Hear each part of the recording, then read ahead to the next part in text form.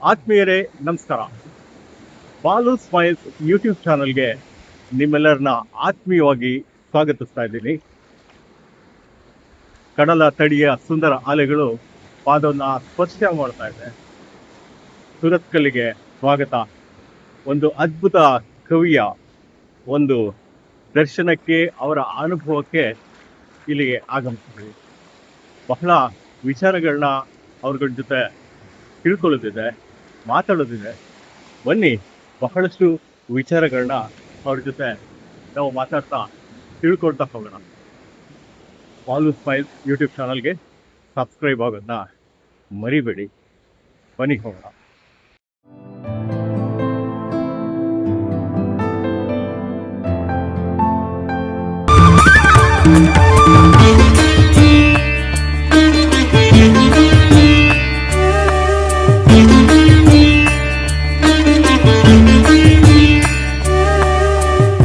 ನಿಂತ ನೀರಿಗೆ ಗಾಳಿ ಬೀಸಲು, ನೀರಿಗೆ ಹೊಸ ಹರಿವು. ನಿಂತ ನೀರಿಗೆ ಗಾಳಿ ಬೀಸ. ನಮಸ್ಕಾರ. ಬಾಲು ಸ್ಮೈಲ್ಸ್ ಯೂಟ್ಯೂಬ್ ಚಾನಲ್ಗೆ ನಿಮ್ಮನ್ನೆಲ್ಲರನ್ನು ಆತ್ಮೀಯವಾಗಿ ಸ್ವಾಗತಿಸ್ತಾ ಇದ್ದೀವಿ. ಬಹಳ ವಿಶೇಷವಾದ ದಿನ ಇಂದು. ಇವರ ಅಕ್ಷರಗಳ ಹಾಗೂ ಭಾವನೆಗಳ ಅಭಿಮಾನಿ ನಾನು. ಅದ್ಭುತವಾದಂತಹ ಕವಿತೆಗಳನ್ನ ಬರೀತಾರೆ. ಮನಸ್ಸಿಗೆ ತುಂಬಾ ಬೇಜಾರಾದಾಗ ಇವರ ಹಾಡುಗಳ ಯೂಟ್ಯೂಬ್ನ ನೀವು ನೋಡ್ತಾ ಇದ್ರೆ ನಿಮ್ಗೆ ಯಾವುದೋ ಲೋಕಕ್ಕೆ ಹೋಗ್ತೀರಾ.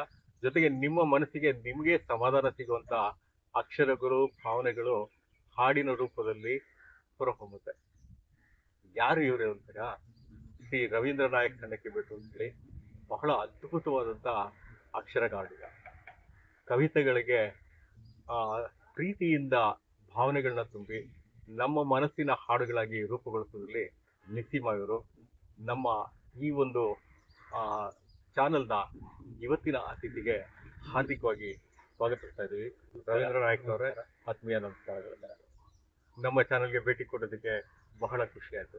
ಹೇಗಿದ್ದೀರಾ? ಸರ್, ನಾನು ಆರಾಮಿದ್ದೇನೆ. ನನಗೂ ಬಹಳ ಖುಷಿ ಆಯ್ತು. ನೀವು ಹೇಳಿದ್ರೆ 1 ವರ್ಷದ ಮೊದಲೊಮ್ಮೆ, ಆದ್ರೆ 1000 ಸಬ್ಸ್ಕ್ರೈಬರ್ ಆದ ನಂತರ ಬಂದೆ. ಇದು ಕೂಡ ಒಂದು ಒಳ್ಳೆಯ ಟೈಮ್ ಅಂತ ಅಂದ್ಕೊಳ್ತೇನೆ ನಾನು. ಏನ್ ಊಟ ಮಾಡ್ತೀರಾ, ಏನ್ ತಿಂತೀರಾ? ಮಾಮೂಲಿ ಸರ್, ಮಂಗಳೂರಿದ್ದ. ಅಥವಾ ಅಕ್ಷರ ಜೊತೆಗೆ ಊಟದ ಜೊತೆಗೆ ಭಾವನೆಗಳನ್ನ ತಿಂತೀರಾ, ಅಥವಾ ಒಳ್ಳೆಯ ಭಾವನೆಗಳನ್ನ ದಿನ ಆಹಾರದ ಜೊತೆ ಸೇವನೆ ಮಾಡ್ತೀರಾ, ಹೇಗೆ? ಇದು ಬಹಳ ಯಾಕೆಂದ್ರೆ ಒಂದೊಂದು ಕವಿತೆಗಳದ್ದು ಕಿವಿನಲ್ಲಿ ಗುನುಗ್ತಾ ಇರುತ್ತೆ. ಕಣ್ಣು ಮುಚ್ಕೊಂಡು ಕೇಳ್ತಾ ಇದ್ರೆ ಯಾವುದೋ ಲೋಕಕ್ಕೆ ಕರ್ಕೊಂಡು ಹೋಗುವಂತ ಅದ್ಭುತವಾದ ನಿಮ್ಮ ಹಿನ್ನೆಲೆನ ಆಸಕ್ತ. ನಿಮ್ದು ರವೀಂದ್ರ ನಾಯಕ್ ಸಣ್ಣಕ್ಕೆ ಬೇಕು ಅಂತ ಹೇಳಿ. ಬಹುಶಃ ನಾವು ಏನಾದ್ರು ಗೂಗಲ್ ಅಥವಾ ಯೂಟ್ಯೂಬ್ ಅಲ್ಲಿ ಸರ್ಚ್ ಮಾಡುವಾಗ ಸಣ್ಣಕ್ಕಿ ಬಿಟ್ಟು ಅಂತ ಕೊಟ್ಟರೆ ರವೀಂದ್ರ ನಾಯಕ್ ಬರ್ತಾರೆ.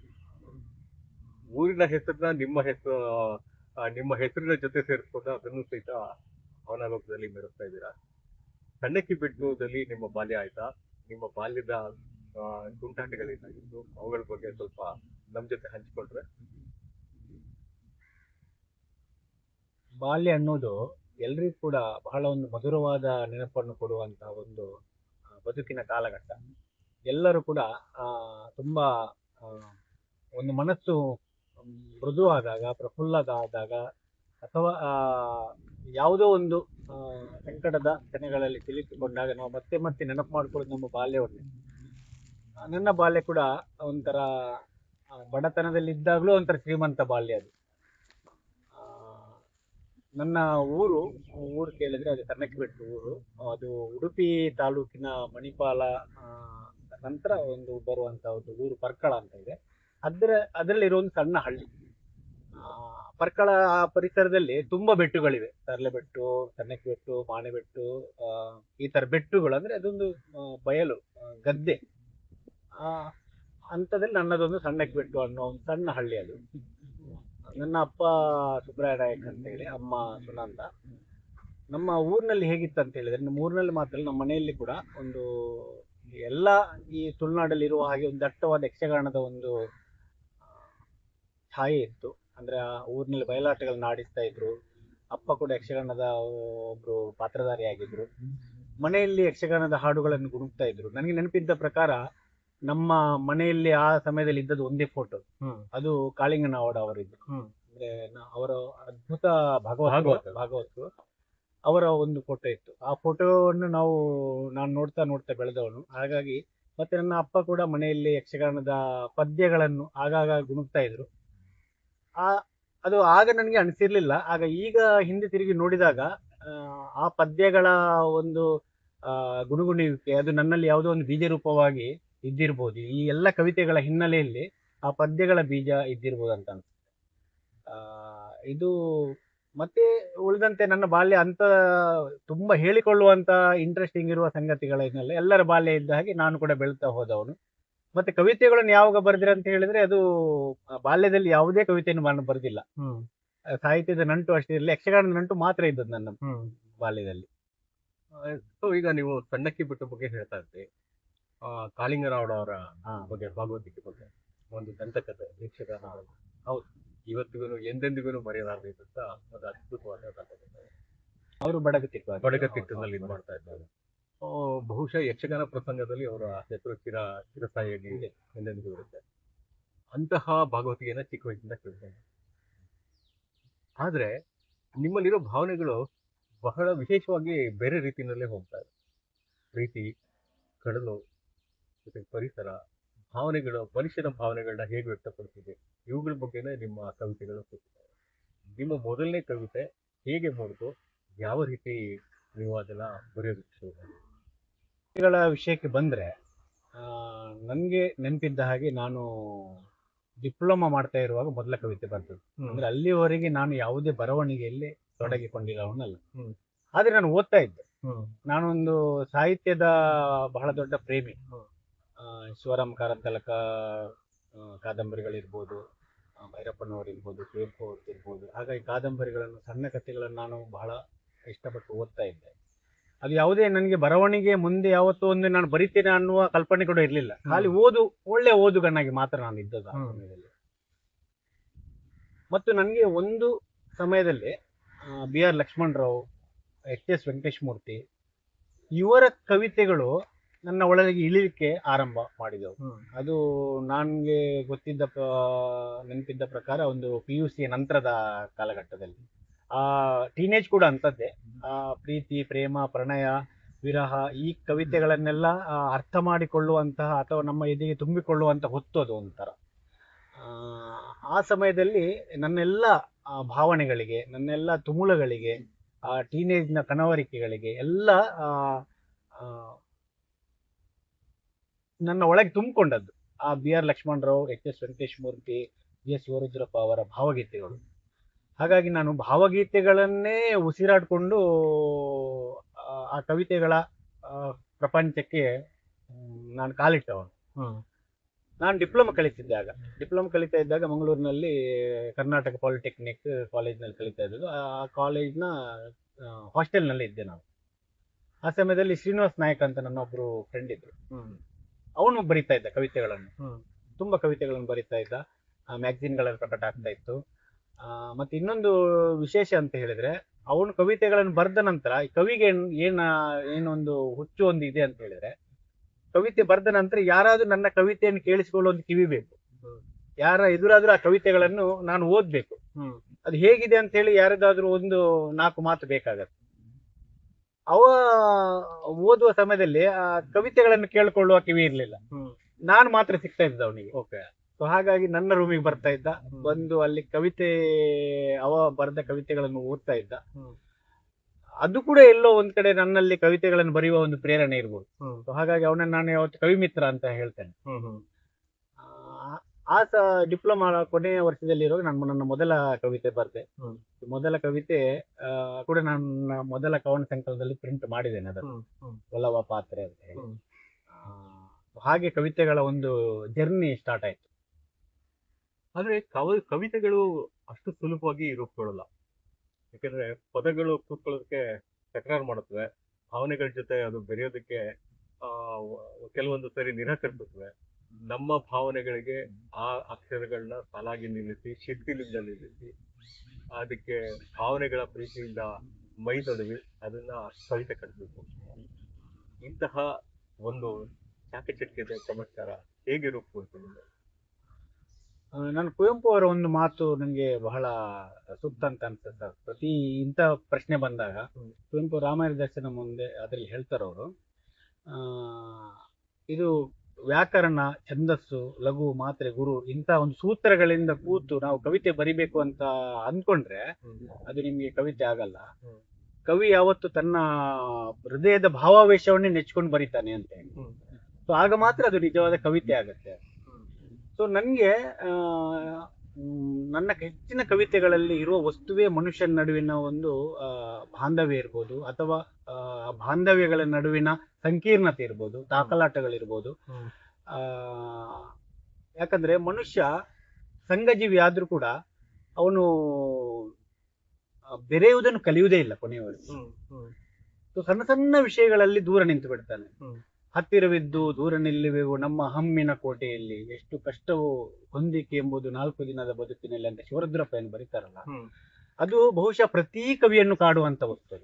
ಅವನು ಬೇಕಾದ್ರೆ ಪ್ರಕೃತಿ ಕವಿ ಇರ್ಬೋದು ಅಥವಾ ಬಂಡಾಯ ಕವಿ ಇರ್ಬೋದು. ಮೂಲದಲ್ಲಿ ಈ ಮನುಷ್ಯನ ಮೂಲಭೂತ ವ್ಯಾಪಾರಗಳು ಏನಿದೆ ಅಲ್ಲ, ಈ ಗುಣಗಳು, ಅದ್ರ ಮಧ್ಯದಲ್ಲೇ ಅವನು ಸಿಕ್ಕಿ ಬೀಳ್ತಾನೆ. ಸೊ ನಾನು ಕೂಡ ಅಂತಹ ಒಂದು ಸಂಬಂಧಗಳ ನಡುವಿನ ಸಂಕೀರ್ಣತೆ ನನಗೆ ಬಹಳಷ್ಟು ಕಾಡಿದೆ. ಸಣ್ಣ ಸಣ್ಣ ವಿಷಯಗಳಲ್ಲಿ ಅದು ಹೊಂದಾಣಿಕೆ ಆಗುವುದೇ ಇಲ್ಲ. ಅಂತ ವಿಷಯಗಳೇ ನನ್ನ ಕಾವ್ಯದ ವಸ್ತುಗಳಾಗಿವೆ ಹೆಚ್ಚಿನ ಇದರಲ್ಲಿ. ಸೊ ಹಾಗೆ ಒಂದು ಕವಿತೆಗಳ ಜರ್ನಿ ಸ್ಟಾರ್ಟ್ ಆದದ್ದು ಹಾಗೆ. ಈಗ ಸಾಮಾನ್ಯವಾಗಿ ಪ್ರತಿಯೊಬ್ಬರಿಗೂ ಒಂದು ವಯಸ್ಸಿನಲ್ಲಿ ನಾನು ಕವಿ ಆಗ್ಬೇಕಂತ, ಅದು ಬಹುಶಃ ಹುಡುಗರು ಒಂದು 14-15 ವರ್ಷ ಅಥವಾ ಆ ಯೌವನದ ಒಂದು ಪೀರಿಯಡ್ನಲ್ಲಿ ನಾನು ಕವಿತೆ ಆಗ್ಬೇಕು, ಪ್ರೀತಿಯ ಕವಿತೆ ಬರೀಬೇಕು, ಪ್ರೇಮ ಕವಿತೆ ಬರೀಬೇಕು ಅನ್ನೋ ಒಂದು ಹಂಬಲ ಇರುತ್ತೆ. ಆದರೆ ಕವಿತೆ ಹೇಗೆ ಬರೆಯೋದು ಅನ್ನೋದು. ಆದರೆ ಕೆಲವರು ಎಡುತ್ತಾ ಕಲ್ತ್ಕೊಳ್ತಾರೆ, ಇನ್ನು ಕೆಲವರು ಎಡವಿರೋ ನೋವನ್ನ ತಡ್ಕೊಳ್ಳಾರ್ದೇನೆ ಕವಿತೆ ಬರೆಯೋದೇ. ಇಂತಹ ಅನುಭವಗಳು ನಿಮ್ಗೆ ಏನಾರು ಆಯ್ತಾ? ಖಂಡಿತ. ಅಂದ್ರೆ ಹೆಚ್ಚಿನ ಕವಿಗಳು ಅಥವಾ ಹೆಚ್ಚಿನ ಸಾಹಿತ್ಯ ಅಂತ ಹೇಳಿದ್ರೆ ಕವಿತೆಯ ಮೂಲಕವೂ ತುಂಬಾ ಜನ ಆರಂಭ ಮಾಡ್ತಾರೆ. ಅದು ಕೂಡ ನೀವು ಹೇಳಿದಾಗೆ ಪ್ರೀತಿ, ಪ್ರೇಮ, ಪ್ರಣಯದ ಆ ಒಂದು ಹಸಿ ಬಿಸಿ ವಯಸ್ಸಿನಲ್ಲೇ ಶುರುವಾಗುವಂಥದ್ದು ಹೆಚ್ಚಿನವರು ಬರೀತಾರೆ. ಬೇರೆ ಬೇರೆ ಕಾರಣಗಳಿಗೋಸ್ಕರ ಕವಿತೆಗಳನ್ನು ಬರಿಬೇಕು ಅಂತ ಅನಿಸಿರ್ಬೋದು. ಆದ್ರೆ ಹೆಚ್ಚಿನ ಸಂದರ್ಭಗಳಲ್ಲಿ ನಮ್ಮ ಒಳಗಿನ ಒತ್ತಡ ಏನಿರುತ್ತಲ್ಲ, ಅದನ್ನು ಯಾವುದೋ ಒಂದು ವಿಷಯ, ಯಾವುದೋ ಒಂದು ರೂಪದಲ್ಲಿ ನಾವು ಹೊರಗೆ ಹಾಕ್ತೀವಿ. ಕೆಲವು ಮಾತುಗಳ ವಿಷಯದಲ್ಲಿ ಹೊರಗೆ ಹಾಕ್ತಾರೆ, ಮಾತಿನ ಮುಖಾಂತರ. ಕೆಲವರು ಪೇಂಟಿಂಗ್ ಇರ್ಬೋದು ಅಥವಾ ಇನ್ನೊಂದು ಯಾವುದೋ ಸೃಜನಶೀಲ ಆಕ್ಟಿವಿಟಿ ಮೂಲಕ ಹೊರಗೆ ಹಾಕ್ತಾರೆ. ಆದ್ರೆ ನಾನು ಕಂಡ ಮಾಧ್ಯಮ ಕವಿತೆ. ಶಿವರುದ್ರಪ್ಪ ಅವರ ವಿಷಯಕ್ಕೆ ಬರೋದಾದ್ರೆ, ನಾನು ಏಕೆ ಬರೆಯುತ್ತೇನೆ ಅಂತ ಹೇಳ್ತಾರೋ, ನಾನು ಬರೆಯುತ್ತೇನೆ ಸುಮ್ಮನಿರಲಾರ್ದಕ್ಕೆ ಅಂತ ಹೇಳ್ತಾರೆ ಕೊನೆಗೆ. ಹಾಗಾಗಿ ನಾನು ಆಗ್ಲೇ ಹೇಳಿದಾಗೆ ನನ್ನ ಕಾಲೇಜಿನಲ್ಲಿ ಇದ್ದಾಗಲೇ ನಾನು ಬರೀಲಿಕ್ಕೆ ಆರಂಭ ಮಾಡಿದ್ದು. ಸೊ ಅಂತಹ ಕನವರಿಕೆಗಳು ಇತ್ತು, ನನಗೆ ಕೂಡ ತುಂಬಾ ಇತ್ತು. ಸೊ ಆ ಸಮಯದಲ್ಲಿ ನನ್ನ ಮೊದಲ ಕವಿತೆಯನ್ನು ಓದಿದ್ರೆ ಹೆಚ್ಚು ಸೂಕ್ತ ಅಂತ ಅನ್ಸುತ್ತೆ ನನಗೆ. ಸೊ ಅದೇ ಕವಿ ಶಿವರುದ್ರಪ್ಪನವರು ಒಂದು ಇದು ಹೇಳ್ತಾರೆ, ಎದೆ ತುಂಬಿ ಹಾಡಿದನು ಒಂದು ನಾನು. ಅದರಲ್ಲಿ ಹಾಡು ಹಕ್ಕಿಗೆ ಬೇಕೆ ಬಿರುದು ಸನ್ಮಾನ, ಒಂದು ಅದ್ಭುತವಾದ ಸಾಲು. ಎಲ್ಲ ಕೇಳಲಿ ಎಂದು ನಾನು ಹಾಡುವುದಿಲ್ಲ, ಹಾಡುವುದು ಅನಿವಾರ್ಯ ಕರ್ಮನ. ಅದೇ ಹಕ್ಕಿಗೆ ಹಾಡೋದೇ ಅದರ ದೈನಂದಿನ ಬದುಕಾಗಿರುತ್ತೆ. ಸೊ ಅದಕ್ಕೆ ಯಾವುದೇ ಪ್ರತಿಫಲ ಅಪೇಕ್ಷೆ ಇರೋದಿಲ್ಲ. ಹಾಗೆ ರವೀಂದ್ರನಾಯಕ್ ಕನ್ನಕಿ ಬೈಲು ಅವರು ಹಾಡು ಹಕ್ಕಿ ಅಂತ ಅನ್ಕೊಳ್ಬೋದು. ಅಲ್ಲ, ಅದು ಶಿವರುದ್ರಪ್ಪ ಅವರ ಏನು ಕವಿತೆ ಇದೆ ಅಲ್ಲ, ಅದು ಒಂದು ಹಂತವನ್ನು ಮೀರಿದ ಕವಿತೆ ಅಂತ ನಾನು ಅಂದ್ಕೊಳ್ತೇನೆ. ಆದ್ರೆ ಎಲ್ಲ ಬರೆಯುವವರಿಗೆ ಇರ್ಬೋದು ಅಥವಾ ಸೃಜನಶೀಲ ಆಕ್ಟಿವಿಟಿ ಯಾರು ಮಾಡ್ತಾರೆ ಅವರಿಗೆಲ್ಲರಿಗೂ ಒಂದು ಹಂತದಲ್ಲಿ ಒಂದು ವೇದಿಕೆಗಳು, ಒಂದು ಪ್ರಶಂಸೆಗಳು, ಒಂದು ಮೆಚ್ಚುಗೆಯ ಮಾತು ಏನೋ ಒಂದು ಬೇಕು. ಅದು ಒಂದು ಇನ್ಸ್ಪಿರೇಷನ್ ಅವರಿಗೆ. ಸೊ ಅದು ಆದ ನಂತರ ಆದ್ರೆ ಅಲ್ಲೇ ನಿಲ್ಬಾರ್ದು ಕವಿ. ಜಯಂತ್ ಕಾಯ್ಕಿನಿ ಏನ್ ಹೇಳ್ತಾರಂದ್ರೆ, ಈಗ ಈ ಮೆಚ್ಚುಗೆಗಳು, ಹೊಗಳಿಕೆಗಳು ಅಥವಾ ಪ್ರಶಸ್ತಿಗಳು, ನಾವು ರನ್ನಿಂಗ್ ರೇಸ್ ಅಲ್ಲಿ ಇದ್ದಾಗ ಮ್ಯಾರಥಾನ್ ಓಡ್ತಾ ಇರುವಾಗ ಅಲ್ಲಲ್ಲಿ ನೀರು ಕೊಡ್ಲಿಕ್ಕೆ ಅಂತ ನಿಲ್ಸಿರ್ತಾರೆ, ಅಥವಾ ಒಂದು ಗ್ಲೂಕೋಸ್ ಕೊಡ್ಲಿಕ್ಕೆ ನಿಲ್ಸಿರ್ತಾರೆ. ಆ ಗ್ಲೂಕೋಸ್ ಅನ್ನು ಕೊಟ್ಟು ಅದನ್ನ ಅಲ್ಲಿ ಬಿಟ್ಟು ಮುಂದೆ ಹೋಗ್ಬೇಕು. ಆ ಪ್ರಶಸ್ತಿಯನ್ನು ಮತ್ತೆ ನಮ್ಮ ತಲೆಗೆ ಇಟ್ಕೊಂಡು ಹೋಗುದಲ್ಲ. ಸೊ ಸೊ ಆ ಹಂತದ ಕವಿತೆ ಅದು ನೀವು ಹೇಳಿದೀನಿ ಶಿವರುದ್ರಪ್ಪನವ್ರದ್ದು. ಅಂದ್ರೆ ಒಂದು ಹಂತವನ್ನು ಮೀರಿದ್ದಾರೆ ಅವರು. ಎಲ್ಲ ಕೇಳಲಿ ಎಂದು ನಾನು ಹಾಡುವುದಿಲ್ಲ, ಅಂದ್ರೆ ಸ್ವಚ್ಛಂದವಾಗಿ ಹಾಡುವಂತಹ, ಸ್ವಚ್ಛಂದವಾಗಿ ಬರೆಯುವಂತಹ, ಯಾವುದೇ ಅಪೇಕ್ಷೆ ಇಲ್ಲದೆ ಬರೆಯುವಂತ ಒಂದು ಹಂತ ಎಲ್ಲ ಕವಿಯ ಕಾಲಘಟ್ಟದಲ್ಲೂ ಬರುತ್ತೆ. ಅಂತ ಕಾಲಘಟ್ಟದಲ್ಲಿ ಅವರು ಬರೆದಿದ್ದ ಕವಿತೆ ಅಂತ ನಾನು ಅನ್ಕೊಳ್ತೇನೆ. ಸೊ ಅಲ್ಲಿ ನಾವು ಇನ್ನೂ ಇದು ಅನ್ಕೊಳ್ಬೋದು, ಹೇಳಿದ್ರಿ ಗ್ಲೂಕೋಸ್ ಕೊಟ್ಟಾಗೆ ಒಂದೊಂದು ಇದನ್ನು ಮ್ಯಾರಥಾನ್ ಅಲ್ಲಿ ನೀರು ಕೊಡೋದು. ಬಟ್ ಹಾಗೆ ನಿಮ್ಮನ್ನ ಅರಿತುಕೊಂಡು ಬಂದಂತ ಮೊದಲನೇ ಗ್ಲೂಕೋಸ್ ಅಂತ ತುಂಬಾ ಜನ ಮೆಚ್ಚುಗೆ ವ್ಯಕ್ತಪಡಿಸಿದ್ದಾರೆ ನನಗೆ. ಆದ್ರೆ ನನ್ಗೆ ಯಾವ ಗ್ಲೂಕೋಸ್ ತುಂಬಾ ಹೆಚ್ಚು ಇಷ್ಟ ಆಗ್ತದೆ ಅಂತ ಹೇಳಿದ್ರೆ, ಒಂದು ಕವಿತೆ ಒಂದು ಹಾಡು ಕೇಳಿದ ಕೂಡಲೇ ಒಂದು ಕಾಲ್ ಮಾಡಿ ಅಥವಾ ಒಂದು ಪ್ರತಿಕ್ರಿಯೆ ಮೂಲಕ ಕೊಡ್ತಾರಲ್ಲ, ಅದಕ್ಕಿಂತ ದೊಡ್ಡ ಗ್ಲೂಕೋಸ್ ಯಾವುದಿಲ್ಲ ಅಂತ ಅನ್ಕೊಳ್ತೇನೆ ನಾನು. ಯಾಕಂದ್ರೆ ಅದು ಇನ್ನೊಂದು ರಸಿಕನಿಗೆ ಮುಟ್ಟಿದೆ, ಯಾರದ್ದು ಎದೆಯನ್ನು ತಟ್ಟಿದೆ. ಅಂದ್ರೆ ನನ್ನ ತುಂಬಾ ಇಷ್ಟದ ಒಂದು ಕವಯತ್ರಿ ಸಾಲಿದೆ, ಕವಿತೆಗೆ ಹೇಳ್ತಾರೆ ಅವರು, ಯಾರ ಎದೆ ಕದವನ್ನು ನೀನು ತಟ್ಟುವೆಯೋ ದೊರೆತರಷ್ಟೇ ಸಾಕು ನಗೆಯ ಸ್ವಾಗತವು ಅಂತ. ಅಂದ್ರೆ ಅದು ಮುಖ್ಯ ನಮ್ಗೆ. ಅಂದ್ರೆ ನನ್ನ ಕವಿತೆ ಯಾರದ್ದೋ ಎದೆ ಹಾಡಾಗುದು, ನನ್ನ ಕವಿತೆ ಯಾರದ್ದೋ ಕಣ್ಣೀರನ್ನು ಓಡಿಸುವಂಥದ್ದು, ನನ್ನ ಕವಿತೆ ಯಾರದ್ದೋ ನೋವಿಗೆ ಒಂದು ಸಾಂತ್ವನ ಕೊಡುವಂಥದ್ದು. ಆತರ ಆದ್ರೆ ಧನ್ಯ ಸರ್ ಆ ಕವಿತೆ ಅಷ್ಟೇ, ಅದು ನಾನು ಅನ್ಕೊಳ್ಳುವಂಥದ್ದು. ನಿಮ್ಮ ಮೇಲೆ ಹಿರಿಯ ಕವಿಗಳು ಬೀರಿದಂಥ ಪ್ರಭಾವ, ಕುವೆಂಪು, ಕಾರಂತರು, ಬೇಂದ್ರೆ, ಇವರೆಲ್ಲರಿಗೂ ಜೊತೆಗೆ GS ಇಂಥ ಮಹನೀಯರು ಬಹಳಷ್ಟು ಪ್ರಭಾವ ಬೀರಿದೆ. ಆದರೆ ಅಲ್ಲೆಲ್ಲೂ ನಿಮ್ಮ ಪದ್ಯಗಳಲ್ಲಿ ಆ ಒಂದು ಭಾವನೆಗಳ ಒಂದು ಅಥವಾ ಆ ಒಂದು ಛಾಯೆ ನಿಮ್ಮಲ್ಲಿ ಕಾಣಲ್ಲ, ನಿಮ್ಮದಾದ ಒಂದು ಸ್ವಂತ ಅಸ್ತಿತ್ವ. ಇದೆಲ್ಲ ಹೇಗೆ ಸಾಧ್ಯ? ನನಗೆ ಅನ್ಸುತ್ತೆ ಸರ್, ಛಾಯೆ ಇಲ್ಲ ಅಂತ ಹೇಳಲಿಕ್ಕೆ ಆಗೋದೇ ಇಲ್ಲ. ಯಾಕಂದ್ರೆ ಮತ್ತೆ ನಾನು HS ವೆಂಕಟೇಶ್ ಮೂರ್ತಿ ಅವರು ಒಂದು ಮಾತು ನೆನಪು ಬರ್ತದೆ ನನಗೆ. ಅವ್ರು ಹೇಳ್ತಾರೆ, ಈ ಹಿಂದಿನ ಕವಿಗಳು ಬರೆಯುವುದು ಏನಿದ್ರು ಹಿಂದಿನ ಕವಿಗಳು ಮರೆತ ಸಾಲುಗಳನ್ನು ಅಂತ. ಅಂದ್ರೆ ಎಲ್ಲ ಬರೆದು ಹೋಗಿದ್ದಾರೆ, ಕೆಲವು ಸಾಲನ್ನು ನಮ್ಗೆ ಬಿಟ್ಟಿದ್ದಾರೆ ಅವ್ರು, ನೀವು ಬರೀರಿ ಅಂತ ಹೇಳಿ ಅಂತ ಸಾಲುಗಳನ್ನು ಮರೆತಿದ್ದಾರೆ ಅವರು. ಆ ಸಾಲುಗಳನ್ನು ನಾವು ಬರಿತಾ ಇದ್ದೇವೆ ಬಿಟ್ರೆ ನಾವೇನು ಹೊಸದಾಗಿ ಏನು ದೊಡ್ಡದಾಗಿ ಕೊಡ್ತಾ ಇಲ್ಲ. ಅಥವಾ ಆ ಚಿನ್ನ ಆಭರಣಗಳಿದೆ, ಆಭರಣದಿಂದ ನಾವು ಈಗ ಏನ್ ಮಾಡ್ತಿದ್ದೇವೆ ಅಂತ ಅದೇ ಆಭರಣಗಳನ್ನು ನಮ್ಮ ಈ ಸಂದರ್ಭಕ್ಕೆ ಬೇಕಾದ ಹಾಗೆ ಅದನ್ನು ಪಾಲಿಶ್ ಮಾಡ್ತಾ ಇದ್ದೇವೆ ಅಥವಾ ಹೊಸ ಡಿಸೈನ್ ಮಾಡಿ ಕೊಡ್ತಾ ಇದ್ದೇವೆ. ಎಲ್ಲ ಭಾವನೆಗಳು, ಎಲ್ಲ ಕಲ್ಪನೆಗಳು, ಎಲ್ಲ ವಸ್ತುಗಳು ಬಂದದ್ದೇ ಮೊದಲು ಕೂಡ. ಹಾಗಾಗಿ ಆ ಹಳೆ ಕವಿಗಳಿಗೆ ನಾವು ಋಣಿಯಾಗಿದ್ದೇವೆ. ಯಾಕಂದ್ರೆ ಏನೋ ಒಂದು ಬಿಟ್ಟು ಕೊಟ್ಟಿದ್ದಾರೆ ಅವರು. ಈಗ ನೀವು ವಾಲ್ಮೀಕಿ ರಾಮಾಯಣದಲ್ಲಿ ನೋಡಿದ್ರೆ ಬಹಳಷ್ಟು ಪಾತ್ರಗಳನ್ನು ವಾಲ್ಮೀಕಿ ಯಾಕೆ ಬರೀಲಿಲ್ಲ ಅಂತ ಕೇಳ್ತಾರೆ. ಅಂದ್ರೆ ಈಗ ಒಂದು ಊರ್ಮಿಳೆಯ ಪಾತ್ರ ಇರ್ಬೋದು, ಊರ್ಮಿಳೆಯ ಪಾತ್ರ ಲಕ್ಷ್ಮಣ ಕಾಡಿಗೆ ಹೋದ ನಂತರ ಹಿನ್ನೆಲೆಗೆ ಹೋಗ್ತದೆ. ಬಹಳಷ್ಟು ಬರಿಬಹುದಂತ ಸಾಧ್ಯತೆ ಇರುವಂತ ಪಾತ್ರ ಅದು ಊರ್ಮಿಳೆಯ ಪಾತ್ರ. ಅವಳ ಸಂಕಟ, ಅವಳ ಏಕಾಂತ, 14 ವರ್ಷ ಅವಳು ಗಂಡನಿಲ್ಲದೆ ಕಳೆದಂತ ಒಂದು ಸಂದರ್ಭ. ಹಾಗಾಗಿ ಅಂತ ವಿಷಯಗಳನ್ನು ಇನ್ನೊಬ್ಬರಿಗೆ ಬರೆಯುವ ರೀತಿಯಲ್ಲಿ ಬಿಟ್ಟು ಹೋಗಿದ್ದಾರೆ ಕವಿ. ಅದು ಕವಿ ಮರೆತ ಸಾಲುಗಳು. ಸೊ ಹಾಗಾಗಿ ನಾವೀಗ ಬರಿತಾ ಇರುವುದು ಕೂಡ ಹಾಗೆ. ಅಂತ ಕವಿಗಳು ಮರೆತ ಸಾಲುಗಳನ್ನು ನಾವು ನಮ್ಮದಾಗಿಸ್ಕೊಂಡು ಬರಿತಾ ಇದ್ದೇವೆ. ಹಾಗೆ ಎಲ್ಲೋ ಒಂದ್ ಕಡೆ ಕೆಲವು ಕವಿಗಳದ ಇನ್ಸ್ಪಿರೇಷನ್ ಇದ್ದೇ ಇರುತ್ತೆ, ನನ್ನ ಕವಿತೆಗಳಲ್ಲಿ ಇರ್ಬೋದು, ಇಲ್ಲ ಅಂತ ನಾನು ಹೇಳಲಿಕ್ಕೆ ಆಗೋದಿಲ್ಲ. ಸೊ ಈಗ ಪ್ರತಿಯೊಬ್ಬ ಕವಿಯು ಒಂದು ಅದ್ಭುತ ಕವಿತೆ ಬರೆದಾಗ ಅದು ಕನ್ನಡದಾಗಿ ಅರ್ಪಿಸುವಂತ ಅನರ್ಘ್ಯವಾದಂತ ಒಂದು ಪ್ರೀತಿಯ ಒಂದು ಗೌರವ ಸೂಚಿತ ಕನ್ನಡ ತಾಯಿಯ ಪಾತ್ರ. ಅಂತಹ ಬಹಳಷ್ಟು ಕವಿತೆಗಳು ನಿಮ್ಮ ಲೇಖನದಿಂದ ಬರುತ್ತೆ. ಅಂಥದನ್ನ ನೆನಪಿಸ್ಕೊಂಡ್ರೆ ಯಾವ ಕವಿತೆಗಳನ್ನ ಆಯ್ಕೆ ಮಾಡ್ಬೋದು ಆ ಸಾಲಿನಲ್ಲಿ? ನಾನು ಕವಿತೆ ಅಂತ ಹೇಳಿದ ಕೂಡಲೇ ಅದು ಭಾವಗೀತೆ ಮತ್ತೆ ಕವಿತೆ ಎರಡರ ನಡುವೆ ನಾನು ತುಂಬಾ ವ್ಯತ್ಯಾಸವನ್ನು ಇಡ್ಲಿಕ್ಕೆ ಇಷ್ಟಪಡುವುದಿಲ್ಲ. ಯಾಕಂದ್ರೆ ನಾವು ಯಾವುದೋ ಒಂದು ಭಾವನೆಗಳನ್ನು ಬರೀಲಿಕ್ಕೆ ಅಂತ ಹೋದಾಗ ಅದು ಕವಿತೆ ಆಗಿರ್ಬೋದು, ಭಾವಗೀತೆ ಆಗಿರ್ಬೋದು, ಅಥವಾ ಯಾವುದೇ ಈ ಕವಿತೆಯ ಪ್ರಕಾರಕ್ಕೆ ಹೊರತಾದ ಒಂದು ಸಣ್ಣ ಕಥೆ ಕೂಡ ಆಗಿರ್ಬೋದು. ಒಂದು ಲಲಿತ ಪ್ರಬಂಧಗಳನ್ನು ಹಾಗೆ ನಾನು ಬರೆದವನು.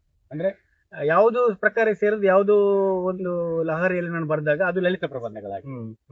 ಹಾಗಾಗಿ ನನ್ನ ಕೆಲವು ಕವಿತೆಗಳು ಕೂಡ ತುಂಬಾ ಇಷ್ಟ ಆಗಿ ನನ್ನ ಕವಿತೆಗಳು, ಅದ್ರಲ್ಲಿ ಕೃಷ್ಣನಾಗುವುದೇ ಅಂದರೆ ಇರ್ಬೋದು, ಪರಕೀಯ ಇರ್ಬೋದು, ಅಥವಾ ಭಾವಗೀತೆಗಳಲ್ಲಂತೂ ತುಂಬಾ ಜನ ನನಗೆ ಪ್ರತಿಕ್ರಿಯೆ ಕೊಟ್ಟಿದ್ದಾರೆ. ಕವಿತೆಗಳನ್ನು ನಾನಾಗಿ ಹೇಳ್ಕೊಳ್ತೇನೆ, ನನ್ನ ಅಂತರಂಗದ ಒಂದು ತುಮುಲ ತರ. ಆದ್ರೆ ಭಾವಗೀತೆಗಳನ್ನು ಮುಚ್ಚಿಬಿಡು ಮನಸ್ಸಿನ ಕದವನ್ನು ಬೇಗ ಹೊರಗೆ ಉಳಿಯಲಿ ಎಲ್ಲ ಜಗವೇ ಸೋತು ಮುಚ್ಚಿಬಿಡು ಮನಸ್ಸಿನ ಕದವನ್ನು ಬೇಗ, ಹೊರಗೆ ಉಳಿಯಲಿ ಎಲ್ಲ ಜಗವಿಸೋದು.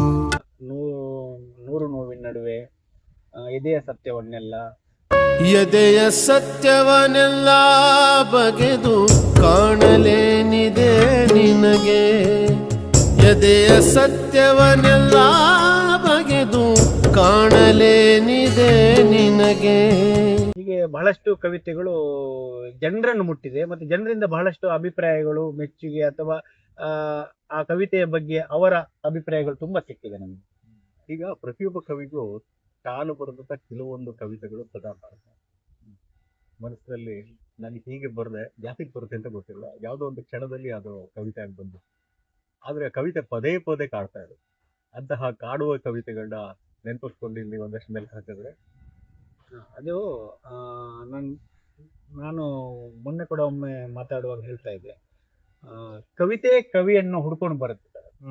ಅದು ನಾವು ಬರೀಲಿಕ್ಕೆ ಕೂತು ನಾವು ನಮ್ಮಿಂದ ಏನೋ ಒಂದು ಕವಿತೆ ಆಯ್ತು ಅಂತ ಅಂದ್ಕೊಳ್ತೇವೆ, ಆದ್ರೆ ಆ ಕ್ಷಣಕ್ಕೆ ಬರೆಯುವ, ಈಗ ಬೇಂದ್ರೆ ಹೇಳ್ತಾರೆ ನಾನು ಬರ್ದಲ್ಲ ಅಂಬಿಕಾ ತನಯದತ್ತ ಬರ್ದದ್ದು ಅಂತ ಹೇಳಿ. ಅಂದ್ರೆ ಯಾಕೆ ಹೇಳ್ತಾನಂತ ಹೇಳಿದ್ರೆ, ಇನ್ನೊಂದ್ಸರಿ ಕೇಳಿದ್ರೆ ಅವರಿಗೆ ಅದು ಹೇಗೆ ಬರ್ದೆ ಅಂತ ಹೇಳಿ ಎಕ್ಸ್ಪ್ಲೇನ್ ಮಾಡೋದು ಬಹಳ ಕಷ್ಟ. ನಾವು ಏನ್ ಹೇಳಿದ್ರು ಅದು ಪೋಸ್ಟ್ ಮಾರ್ಟಮ್ ಅದೇ. ಆ ಒಂದು ಕ್ಷಣದ ದಿವ್ಯತೆಯನ್ನು ನಾವು ಹಿಡಿದಿರ್ತೇವೆ ಆ ಸಮಯದಲ್ಲಿ. ಆ ಸಮಯದಿಂದ ಈ ಕಡೆ ಬಂದು ಬಿಟ್ಟಾಗ ನಾನು ಆ ಕವಿಯೇ ಅಲ್ಲ. ಸೊ ನಾನು ಕೂಡ ಹಾಗೆ ಆಶ್ಚರ್ಯದಿಂದ ನೋಡಿದೆ, ಇದು ನಾನು ಬರ್ದದ ಅಂತ. ಅಥವಾ ಅದೇ ತರ ಇನ್ನೊಂದು ಕವಿತೆ ನನಗೆ ಹುಟ್ಟಬೇಕು ಅಥವಾ ಬರಿಬೇಕು ಅಂತ ನಾವು ಕೂತಾಗ ಅದು ಯಾವತ್ತೂ ಹುಟ್ಟೇ ಇಲ್ಲ.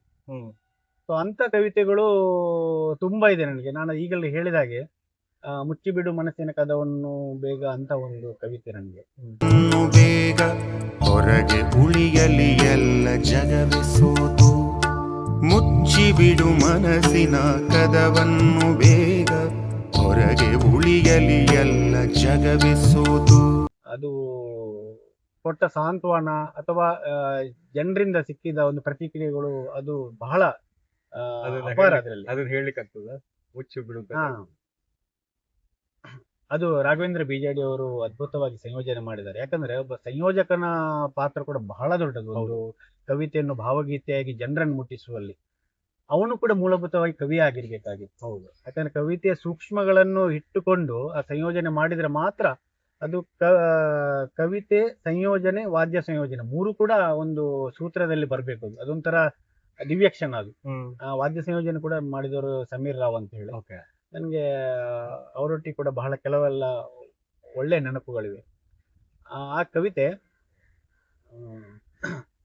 ಮೆಚ್ಚಿಸುವ ಹಂಗಿಲ್ಲ, ವಂಚನೆಯ ಸೋಂಕಿಲ್ಲ, ತನ್ನ ಹಮ್ಮನು ಮೆರೆಸೋ ಹಂಬಲವೂ ಇಲ್ಲ, ಯಾರ ಕಿಚ್ಚಿಗೆ ಯಾರೋ ಬೀಸಿದ ಕಲ್ಲಿಗೆ ಎದೆಗೊಳವು ಕದಡುವ ಭಯವೂ ಇಲ್ಲ, ಎದೆಗೊಳವು ಕದಡುವ ಭಯವೂ ಇಲ್ಲ, ಮುಚ್ಚಿಬಿಡು ಮನಸ್ಸಿನ ಕದವನ್ನು ಬೇಗ, ಹೊರಗೆ ಉಳಿಯಲಿ ಎಲ್ಲ ಜಗವೇ ಸೋತು, ಬಿಚ್ಚಿಬಿಡು ಬಚ್ಚಿಟ್ಟ ಮಾತೆಲ್ಲವೊಮ್ಮೆ, ಬಿಚ್ಚಿಬಿಡು ಬಚ್ಚಿಟ್ಟ ಮಾತೆಲ್ಲವೊಮ್ಮೆ, ಹೃದಯ ಕೇಳಲಿ ಈಗ ಬಳಿಯೇ ಕೂತು, ಹೃದಯ ಕೇಳಲಿ ಈಗ ಬಳಿಯೇ ಕೂತು, ಮುಚ್ಚಿಬಿಡು ಮನಸ್ಸಿನ ಕದವನ್ನು ಬೇಗ, ಹೊರಗೆ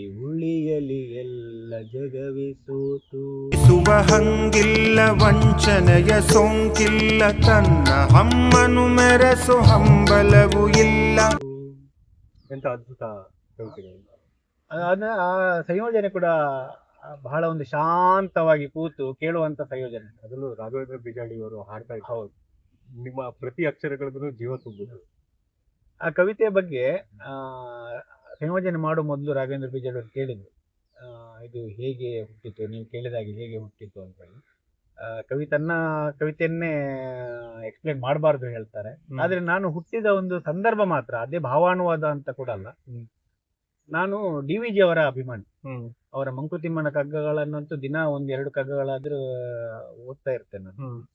ಅದ್ರಲ್ಲಿ ಒಂದು ಕಗ್ಗ ಇದೆ, 2 ಕೋಣೆಗಳ ನೀ ಮಾಡು ಮನದಾಲಯದಿಂದ, ಹೊರ ಕೋಣೆಯಲ್ಲಿ ಲೋಗರಾಟಗಳನ್ನಾಡು, ವಿರಮಿಸೊಬ್ಬನೇ ಒಳಮನೆಯ ಶಾಂತಿಯಲ್ಲಿ, ವರಯೋಗ ಸೂತ್ರವಿದು ಮಂಕುತಿಮ್ಮ ಅಂತ. ಅಂದ್ರೆ ನಾವು ನಮ್ಮ ಮನಸ್ಸಿನಲ್ಲಿ ಎರಡು ಕೋಣೆಗಳನ್ನು ಮಾಡ್ಕೊಂಡಿರ್ಬೇಕು. ಹೊರ ಕೋಣೆಯಲ್ಲಿ ಲೋಕದ ಎಲ್ಲಾ ಸಂಸಾರದ ಆಟಗಳನ್ನು ಅದರಲ್ಲೇ ಆಟ ಆಡಿಬಿಡಿ. ಆದ್ರೆ ಒಳ ಕೋಣೆಗೆ ಯಾರನ್ನು ಪ್ರವೇಶ ಮಾಡಬೇಡಿ. ನೀವು ಅಲ್ಲಿ ಏಕಾಂತದಲ್ಲಿ ಒಬ್ಬನೇ ಕೂತ್ಕೊಂಡು ನಿಮ್ಮೊಂದಿಗೆ ನೀವು ಮಾತಾಡಿ, ನಿಮ್ಮ ಜೊತೆಗೆ ನೀವು ಮಾತಾಡಿ, ನಿಮ್ಮ ಹೃದಯ ಜೊತೆಗೆ ನೀವು ಮಾತಾಡಿ, ಎಲ್ಲ ಹೊರಗೆ ಉಳಿಲಿ ಅಂತ ಹೇಳ್ತಾರೆ ಅವರು. ಸೊ ಅಂತ ಒಂದು ಭಾವ ನನ್ನ ಒಳಗೆ, ನನ್ನ ಬದುಕಿನ ಅನುಭವಗಳ ಜೊತೆ ಒಂದು ಸೇರ್ಕೊಂಡು ಈ ಹಾಡು ಬಂತದ್ದು. ತುಂಬಾ ಅದ್ಭುತ. ಅದ್ರ ಜೊತೆಗೆ ಸಮೀರ್ ರಾವ್ ಅವರ ಸಂಗೀತ. ಸಮೀರ್ ರಾವ್ ಕೂಡ ಬಹಳ ಅದ್ಭುತವಾಗಿ ಸಂಯೋಜನೆ ಮಾಡಿದ್ದಾರೆ. ಸಮೀರ್ ರಾವ್ ಅವ್ರದ್ದು ಒಂದು ವಿಷಯ ನಾನು ಇಲ್ಲಿ ಹೇಳ್ಬೇಕು. ಯಾಕಂದ್ರೆ ನನ್ನ 80% ಗೀತೆಗಳಿಗೆ ಅವರೇ ಇದುವರೆಗಿನ ಸಂಯೋಜನೆ ಮಾಡಿದ ಅವರೇ ವಾದ್ಯ ಸಂಯೋಜನೆ. ಒಂದು ಕೃಷ್ಣನ ಹಾಡಿದೆ, ಹೊರಟನು ಮಾಧವ ಗೋಕುಲ ಮರೆತು ಅಂತ ಒಂದು ಹಾಡಿದೆ. ಬಳಲನ್ನು ಬಿಟ್ಟು ಗೋಕುಲವನ್ನು ಮರೆತು ಮಧುರಿಗೆ ಹೋಗ್ತಾನೆ. ಸಮೀರ್ ರಾವ್ ಮೂಲತಃ ಅವರು ಕೊಳಲು ವಾದಕರು. ಹೌದು. ಅದರಲ್ಲಿ ಆ ಗೀತೆಯಲ್ಲಿ ಸ್ಟಾರ್ಟಿಂಗ್ ಒಂದು ಕೊಳಲಿನ ಒಂದು ಆಲಾಪ ಕೊಟ್ಟು ಬಿಟ್ಟು ನಂತರ ಇಡೀ ಹಾಡಿನಲ್ಲಿ ಎಲ್ಲೂ ಕೊಳಲನ್ನೇ ಎತ್ತಲಿಲ್ಲ ಅವರು. ನಾನು ಅದಾದ ನಂತರ ಕೇಳಿದ್ದೆ, ನನಗೆ ಈ ಹಾಡಿನಲ್ಲಿ ಕೃಷ್ಣನ ಹಾಡಿದ್ದು, ಇಲ್ಲಿ ನನಗೆ ಕೊಳಲಿನ ಧ್ವನಿ ಬೇಕು, ಹಿನ್ನೆಲೆಯಲ್ಲಿ ಕೊಳಲಿನ ಒಂದು ನಾದ ಬೇಕು, ನೀವು ನೋಡಿದ್ರೆ ಕೊಳಲೇ ಎತ್ತಲಿಲ್ಲ ಇದರಲ್ಲಿ ಅಂತ ಹೇಳಿದೆ. ಅದಕ್ಕೆ ಅವರು ಕೂತ್ಕೊಂಡು ಹೇಳಿದ್ರು, ಅಂದ್ರೆ ಒಬ್ಬ ವಾದ್ಯ ಸಂಯೋಜಕನಾದವನಿಗೆ ಆ ಕವಿತೆಯ ಸೂಕ್ಷ್ಮತೆಗಳು ಕೂಡ ಅರ್ಥ ಆಗ್ಬೇಕು. ಸುಮ್ಮನೆ ಏನೋ ನಾವು ಅಬ್ಬರದ ವಾದ್ಯ ಸಂಯೋಜನೆ ಮಾಡಿ ಉಪಯೋಗ ಇಲ್ಲ. ಇದರಲ್ಲಿ ಕೊಳಲನ್ನು ಬಿಸುಟು ಅವನು ಮಧುರಿಗೆ ಹೋಗ್ತಾ ಇದ್ದಾನೆ. ಗೋಕುಲದಲ್ಲೇ ಕೊಳಲು ಉಳಿದು ಬಿಡ್ತದೆ, ಅದು ಪಲ್ಲವಿಯಲ್ಲಿ ಅದು ಬಂದ್ಬಿಡ್ತದೆ. ಹೊರಟನು ಮಾಧವ ಗೋಕುಲ ಮರೆತು ಯಾವ ಮಧುರ ಕರೆಗೆ ಕೊಳಲನ್ನು ಬಿಸಿಟು ಹೋದ ಅಂತಾನೆ ಬರುತ್ತೆ. ಸೊ ಅಂದ್ರೆ ಮತ್ತೆ ಕೊಳಲು ಎತ್ಕೊಳ್ಳೋ ಅವಶ್ಯ ಇದೆ ಇಲ್ಲ ಅಲ್ಲಿ. ಅಂದ್ರೆ ನಂತರ ಕೃಷ್ಣ ಏನಿದ್ರು ಕೂಡ ಅವನು ಚಕ್ರವನ್ನು ಹಿಡಿದಿದ್ದಾನೆ, ಶಂಖವನ್ನು ಹಿಡಿದಿದ್ದಾನೆ, ಬೇರೆ ಕೃಷ್ಣ ಅದು. ಹಾಗಾಗಿ ಆ ಗೋಕುಲದಲ್ಲಿ ಇರುವವರಿಗೆ ಮಾತ್ರ ಕೊಳಲು, ಅದಕ್ಕೋಸ್ಕರ ಅದೊಂದು ನಾದವನ್ನು ಕೊಟ್ಟು ಬಿಟ್ಟು ಬಿಟ್ಟಿದ್ದಾನೆ. ಹಾಗೆ ಅಂತ ಸೂಕ್ಷ್ಮತೆಗಳನ್ನು ತಿಳ್ಕೊಂಡಂತ ವಾದ್ಯ ಸಂಯೋಜಕರು ನನಗೆ ಸಿಕ್ಕಿದ್ದಾರೆ, ರಾಗ ಸಂಯೋಜಕರು ನನಗೆ ಸಿಕ್ಕಿದ್ದಾರೆ. ಹಾಗಾಗಿ ಹೇಗೆ ಹೊಳಿತು ಕೃಷ್ಣ ಕೊಳಲನ್ನ ಬಿಸಿಟ್ಟು ಗೋಕುಲದಲ್ಲಿ ಮಧುರಿಗೆ ಹೋದ? ಅಲ್ಲ ಅದಂತೂ ನಿಮ್ಮ ಕಲ್ಪನೆಗೆ ಹೇಗೆ ನಿಲ್ತದ? ಅಲ್ಲ ಅದಂತೂ ನಮ್ಮ ಕೃಷ್ಣನ ಬಗ್ಗೆ ಒಂದು ಕವಿತೆ ಇದೆ ಸರ್, ಅದನ್ನ ಓದ್ತೇನೆ ನಾನು. ಕೃಷ್ಣನಾಗುವುದು ಎಂದರೆ ಅದನ್ನು ಓದಿದ ಅದನ್ನೊಂದು ಓದ್ತೇನೆ. ಅದು ಕವಿತೆ. ಓಕೆ. ಕೃಷ್ಣನಾಗುವುದೆಂದರೆ ಇನ್ನೇನು ಗುರಿ ತಲುಪಿಯೇ ಬಿಟ್ಟಿತು ಅನ್ನುವಷ್ಟರಲ್ಲಿಯೇ ಅಕಾರಣವಾಗಿ ಯಾವುದೋ ಅವ್ಯಕ್ತ ಕರೆಗೆ ಹೋಗೊಟ್ಟು ಏಕಾಏಕಿ ಹಿಂತಿರುಗುವುದೆಂದರೆ ಅದು ಅಷ್ಟು ಸುಲಭದ ಕೆಲಸವಲ್ಲ ಬಿಟ್ಟು. ನಿಮ್ಮ ಕಣ್ಣಿನಲ್ಲಿ ಅದು ಪಲಾಯನವಾದವೆಂದು ಕಂಡರೂ ಹಗಳಿರುಳೂ ಕನವರಿಸಿ ಅದೊಂದನ್ನೇ ತಪ್ಪಿಸಿ ದೊರೆತ ಯಶಸ್ಸು ನನ್ನದಲ್ಲ ಅಂತ ನಿರ್ವಿಕಾರವಾಗಿ ಬಿಟ್ಟು ಬಿಡುವುದಿದೆಯಲ್ಲ, ಅದು ಅಷ್ಟು ಸುಲಭದ ಕೆಲಸವಲ್ಲ ಬಿಟ್ಟು. ತನ್ನವರ ನಿರಂತರ ವ್ಯಂಗ್ಯ ಕುಹಕದ ಮಾತುಗಳಿಗೆ ಕುರುಡು ಕಿವುಡಾಗಿ ಲೋಕವೆಲ್ಲ ನಿಂದಿಸುತ್ತಿರುವುದು ಗೊತ್ತಿದ್ದರೂ ಮಂದಹಾಸವೊಂದೇ ಆ ಮುಖದಲ್ಲಿ ನಲಿಯುತ್ತಿರುವುದಂತೂ ಈ ಲೋಕದ ಬಹುದೊಡ್ಡ ಅಚ್ಚರಿ ಅನ್ನಿಸುತ್ತದೆ ನನಗೆ. ನೀವು ಏನೇ ಹೇಳಿ ಮುರಳಿಯ ಪ್ರಾಣ ಮತ್ತು ರಾಧೆಯ ಪ್ರೇಮ ಸುಲಭವಾಗಿ ದಕ್ಕುವುದೆಂದರೆ ಯಾರೂ ನಂಬುವ ಮಾತಲ್ಲ. ನೀವು ಏನೇ ಹೇಳಿ ಮುರಳಿಯ ಪ್ರಾಣ ಮತ್ತು ರಾಧೆಯ ಪ್ರೇಮ ಸುಲಭವಾಗಿ ದಕ್ಕುವುದೆಂದರೆ ಯಾರೂ ನಂಬುವ ಮಾತಲ್ಲ. ಅಷ್ಟಕ್ಕೂ ಈ ಮೋಹದ ಲೋಕದಲ್ಲಿ ಗೊಲ್ಲನೊಬ್ಬ ಕೃಷ್ಣನಾಗುವುದೆಂದರೆ ಅದು ಅಷ್ಟು ಸುಲಭದ ಮಾತಲ್ಲ. ಅದ್ಭುತವಾದಂತಹ ಒಂದು ಕೃಷ್ಣ ಗೋಕುಲದಲ್ಲಿ ಆ ಕೊಳಲಿನ ವೈಭವವನ್ನು ಮೆರೆದವನು. ಅಂದ್ರೆ ಕೃಷ್ಣನ ಒಂದು ಅವತಾರಕ್ಕೆ ಪ್ರತಿ ಹಂತದಲ್ಲಿ ಒಂದು ನಿರ್ದಿಷ್ಟವಾದ ಕಾರಣಗಳಿವೆ, ನಿರ್ದಿಷ್ಟವಾದ ಒಂದು ಜವಾಬ್ದಾರಿಗಳಿವೆ. ಆ ಗೋಕುಲದಲ್ಲಿ ಇದ್ದಾಗ ಅವನು ಬಾಲಕೃಷ್ಣ, ಅಲ್ಲಿ ಇದ್ದಾಗ ಅವನು ಪ್ರೇಮದ ಒಂದು ಪ್ರತಿರೂಪ. ಅವನು ಅಲ್ಲಿದ್ದಾಗಲೇ ಅವನು ಕೊಳಲಿನ ನಾದದಿಂದ ಎಲ್ಲರನ್ನು ಜಗವನ್ನು ಆ ಹುಚ್ಚಿನಲ್ಲಿ ತೇಲಿಸಿದವನು. ಅದರ ನಂತರ ಅವನಿಗೆ ಕರ್ತವ್ಯದ ಕರೆ ಬರ್ತದೆ. ಕರ್ತವ್ಯದ ಕರೆ ಅಕ್ರೂರನಿಂದ ಬಂದು ಅವನು ಗೋಕುಲವನ್ನು ಬಿಟ್ಟು ಮಧುರಿಗೆ ಹೋದ ನಂತರ ಅವನಿಗೆ ಅಲ್ಲಿ ಇರುವಂತ ಜವಾಬ್ದಾರಿ ಮತ್ತು ಧರ್ಮ ಸಂಸ್ಥಾಪನೆ. ಸೊ ಅದಕ್ಕಾಗಿ ಅವನು ಎತ್ತಿದ್ದು ಶಂಖ ಚಕ್ರ, ಅವ್ರ ರಾಜಕೀಯ ನೀತಿಜ್ಞನ. ಹಾಗಾಗಿ ಮರೆತ ಅಂತಲ್ಲ, ಅದು ಪ್ರತಿ ಹಂತದಲ್ಲೂ ಒಂದೊಂದು ಜವಾಬ್ದಾರಿ ಬೇರೆ ಆಗ್ತಾ ಹೋಗುವಂಥದ್ದು. ಅದು ಎಲ್ಲರಿಗೂ ಬರುವಂತ, ಎಲ್ಲರ ಕಾಲಘಟ್ಟದಲ್ಲಿ ಎಲ್ಲರ ಜೀವನದಲ್ಲಿ ಬರುವಂತಹ ವಿಷಯಗಳು. ಹಾಗಾಗಿ ಆ ಗೋಕುಲದಲ್ಲಿ ಇರುವಂತ ವಿಷಯ ಅದು ಬಂತ. ಸೊ ಹಾಗಾಗಿ ನಿಮ್ಗೆ ಆ ಒಂದು ಈಗ ಹೇಳಿದಲ್ಲ, ಹಾ. ಕೊಳಲನ್ನು ಬಿಟ್ಟು ಮಧುರೆಗೆ ಹೋದ, ಹೌದಾ? ಗೋಕುಲದಲ್ಲಿ ಹೌದು. ಕೊಳಲು. ಸೊ ಅದಕ್ಕೆ ಇದು ಅನ್ವರ್ಥನವಾಗಿ ಈ ಕವಿತೆ ಒಂದು ಬರ್ತಾರೆ. ತುಂಬಾ ಅದ್ಭುತವಾಗಿತ್ತು. ಮೊದಲನೇ ಸಂಚಿಕೆಯಲ್ಲಿ ಬಹಳ ರಸದೋಷ ನೀಡಿದೆ. ಎರಡನೇ ಸಂಚಿಕೆಯಲ್ಲಿ ಬಹಳಷ್ಟು ಇನ್ನೊಂದಷ್ಟು ವಿಚಾರಗಳನ್ನ ಮಾತಾಡ